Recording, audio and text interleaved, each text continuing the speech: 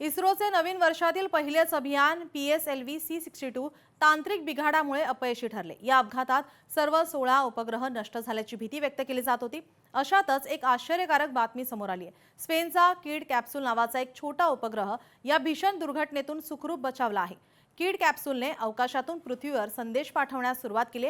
गेल्या 6 महिन्यांमध्ये अभियानामध्ये तिसऱ्या टप्प्यात समस्या येण्याची ही सलग दुसरी वेळ आहे। त्यामुळे मोहीम 90% पोहोचताच अयशस्वी होत असल्याने भारताला सलग दुसऱ्यांदा नर्वस नाईटिंगचा सामना करावा लागतोय का अशी चर्चा आता तंत्रज्ञानाच्या वर्तुळामध्ये सुरू आहे।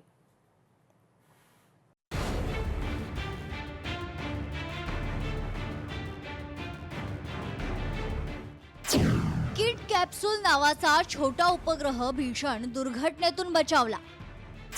सोमवारी इस्रोच्या PSLV C62 रॉकेटचं झालं होतं प्रक्षेपण। तिसऱ्या आणि अखेरच्या टप्प्यात बिघाड झाल्यानं मोहीम अपयशी। फुटबॉलच्या आकाराचा किड कॅप्सूल उपग्रह अंतराळात सुरक्षित। सोमवारी 12 जानेवारीला इस्रोनं PSLV C62 रॉकेटचं प्रक्षेपण केलं होतं। या रॉकेटमध्ये भारताच्या DRDOचा एक मुख्य उपग्रह आणि इतर देशांचे 15 छोटे उपग्रह होते।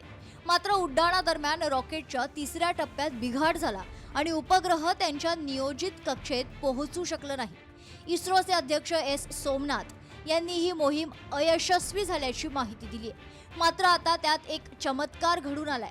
स्पॅनिश कंपनी ऑर्बिटल पॅराडाईम याने विकसित केलेला 25 किलोचा किड कॅप्सूल हा उपग्रह फुटबॉलच्या आकाराचा आहे।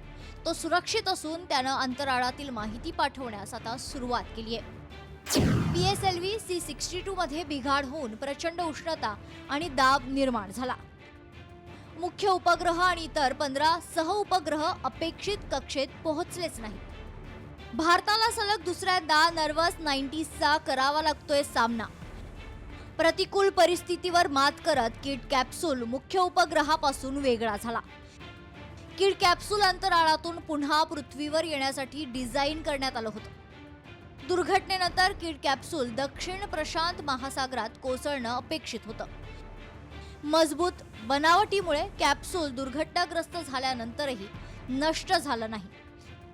किड कॅप्सूल अवकाशात सक्रिय असून शास्त्रज्ञांकडून मिळणाऱ्या माहितीचं विश्लेषण आता होतंय। यापूर्वी मे 2025 मध्ये PSLV C61 मोहिमेतही असंच घडलं होतं। तिसऱ्या टप्प्यात चेंबर प्रेशर कमी झाल्यामुळे E0S09 उपग्रह देखील हरवला होता। या मोहिमेनंतर इस्रोनं PSLVचा आढावा घेतला आणि सुधारणा केल्या, पण समस्या कायम राहिली। PSLV 61च्या अपयशाची कारणं इस्रोनं पूर्णपणे उघड केलेली नाहीयेत। या संदर्भात इस्रोनं आता चौकशीसाठी एक अपयश विश्लेषण समिती स्थापन केली आहे।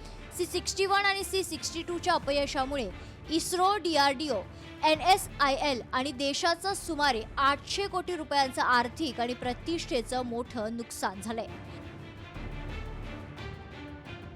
ब्युरो रिपोर्ट, लोकशाही मराठी, मुंबई।